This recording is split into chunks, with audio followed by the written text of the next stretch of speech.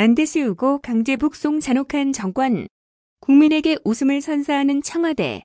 유승민 바른미래당 의원이 이끄는 바른미래당 비당권파 모임 변화와 혁신을 위한 비상행동 변혁은 최근 황교안 자유한국당 대표가 보수대 통합을 제안한 데 대해 한국당과의 통합은 없다고 못 박았습니다. 진심으로 원하던 바입니다.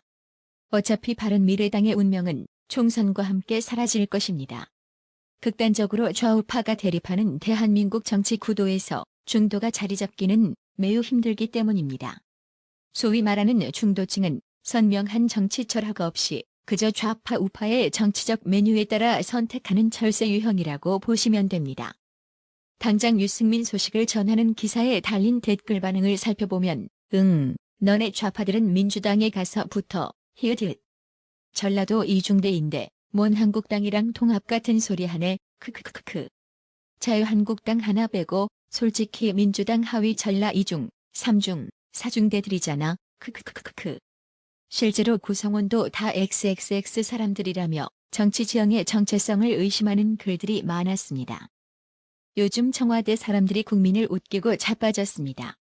정의용 청와대 국가안보실장은 지난 10일 북한이 금강산 관광지구에서 남측 시설을 철거할 방침을 밝힌 것과 관련해 금강산 관광지구의 시설이 낙후됐기 때문에 본격적으로 관광을 재개하기 위해선 어차피 재개발이 필요하다는 것은 우리도 판단하고 있었다고 밝혔습니다.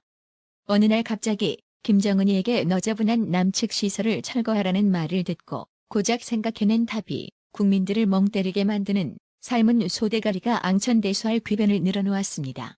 문제에는 한술 더 떠서 지난 11일 오후 청와대에서 주재한 수석보좌관 회의에서 임기 절반이 지난 대통령 국정운영 관련 정부는 시작부터 무너진 나라를 다시 세워 국가를 정상화했고 정의 가치를 사회 전 영역으로 확산시켜 나가고 있다고 말해 온라인 누리꾼 약 2만여 명 이상의 화나요를 클릭하며 문재인의 발언에 분노했습니다.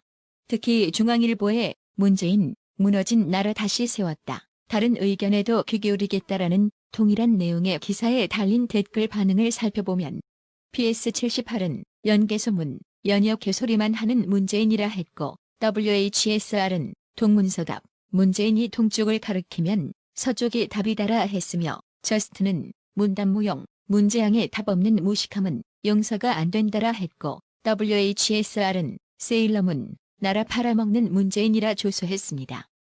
민지는 조국 가족을 보면서 공장을 보았고 하늘을 날아다니는 러시아 비행기를 보면서 안보를 보았다.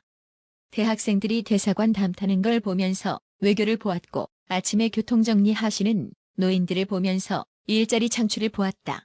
탈북자들을 북한에 돌려보내는 걸 보고 포용을 보았고 정무수석이 국감에서 날뛰는 걸 보고 혁신을 보았으며 광장 정치를 보면서 소통을 보았고 국민들을 보면서 동물농장을 보았다고 촌철살인을 적어 네티즌들로부터 많은 공감을 받았습니다.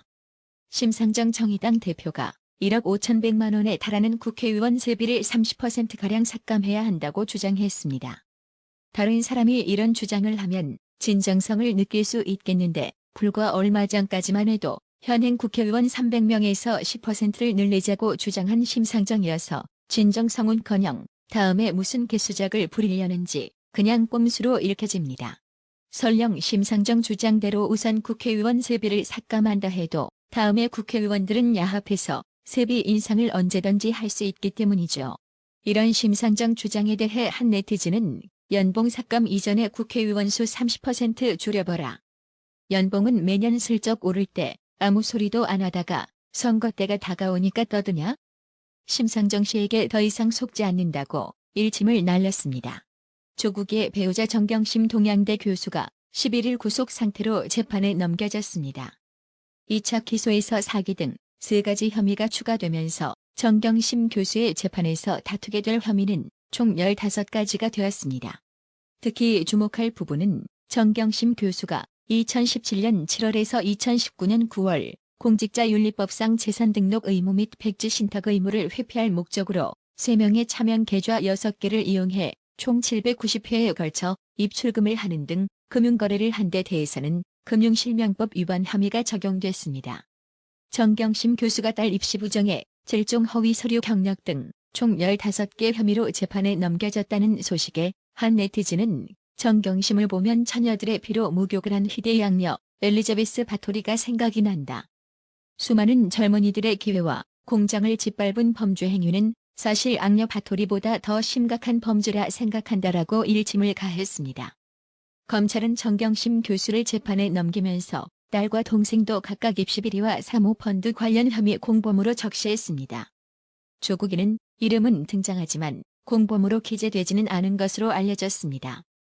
검찰 소환을 앞둔 조국이는 부인 기소 소식에 침통한 심경이라며 재판을 통해 명예를 회복하겠다고 밝혔습니다.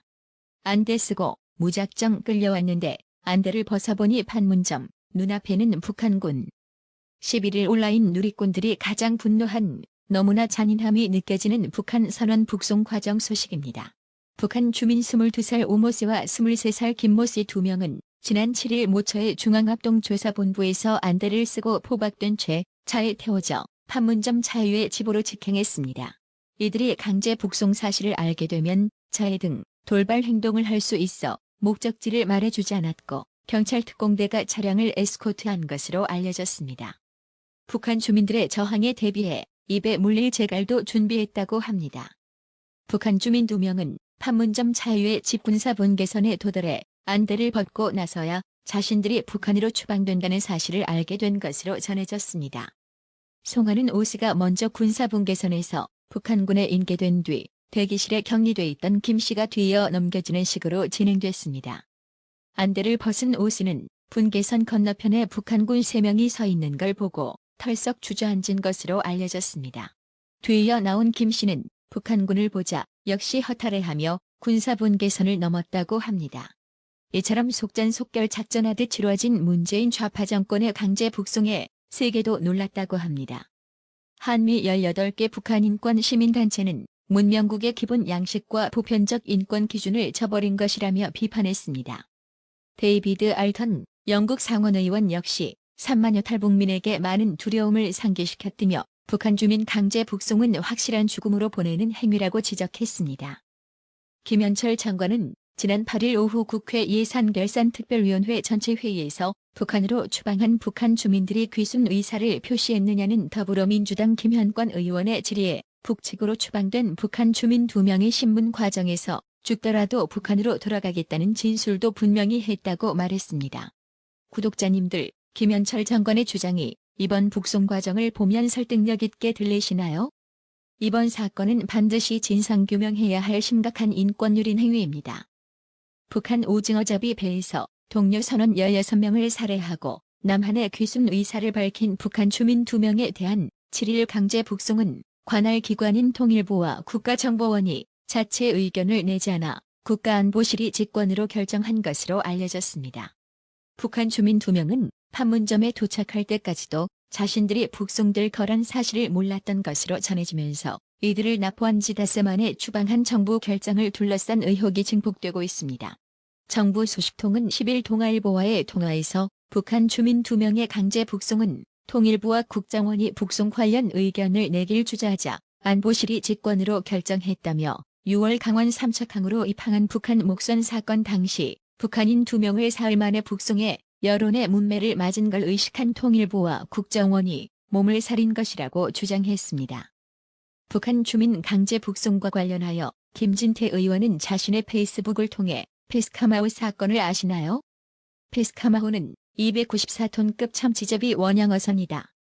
1996년 조선족 6명이 선상반란으로 11명을 살해한 사건이다. 이번 강제 북송된 배는 17톤짜리 오징어잡이 어선이다. 이 배에서 3명이 16명을 살해했다고 주장한다. 문재인 변호사는 페스카마호 사건을 2심에서 맡아 사형이 선고된 6명 중 5명을 무기징역으로 감형받았다. 남은 1명도 주범이 아니라고 주장하다 2007년 문재인 대통령 비서실장 때 무기징역으로 특별감형시켰다. 자신이 법정 대리인을 맡았던 사건을 나중에 또 담당하여 심사할 수 없다는 건 공무의 기본 원칙이다. 제척, 회피 대상이다. 직권남용에 해당할 소지가 크다. 난 몇 년 전부터 이 문제를 제기했는데 여태껏 답변을 들어본 적이 없다. 자기가 변호했던 조선족은 지위를 이용하여 감형시키고 탈북 주민은 사형당하라고 강제 북송했다. 이렇게 은근슬쩍 넘어갈 일이 아니다. 피스카마우 사건과 이번 강제 북송 사건 국정조사를 요구한다고 성명을 발표했습니다. 앞서 김진태 의원은 지난 9일 정부가 살인 혐의를 받는 북한 주민 2명을 추방한 것에 대해 귀순한 북한 주민 2명을 강제 북송한 사건은 의문투성이라며 2명이 16명을 살해했다고 하는데 이들이 무슨 터미네이터라도 되느냐며 비판적인 입장을 보였습니다. 그러면서 이들이 타고 온 배는 국정원 요청으로 깨끗이 소독했다고 한다며 누가 봐도 증거인멸이다. 그냥 조사 흉내만 내다가 5일 만에 북송한 것이라고 덧붙였습니다. 또 몰래 북송했다가 JSA 중령이 청와대에 직보한 문자가 기자들에게 발각돼 세상에 알려졌다며 그렇게 떳떳하면 비밀리에 할 이유가 없다고 지적했습니다. 북송 자체에 대해서도 살인 의심이 있다고 해도 북송하면 안 된다. 북한 이탈 주민은 우리 헌법상 대한민국 국민이라며 국민을 사형시키라고 북으로 보내는 것이 인권 변호사 출신 대통령이 할 짓이냐고 했습니다.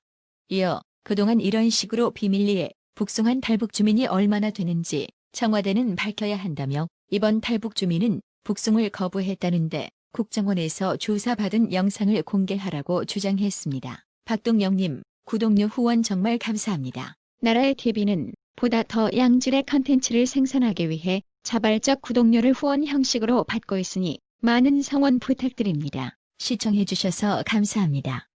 구독은 꼭 눌러주세요.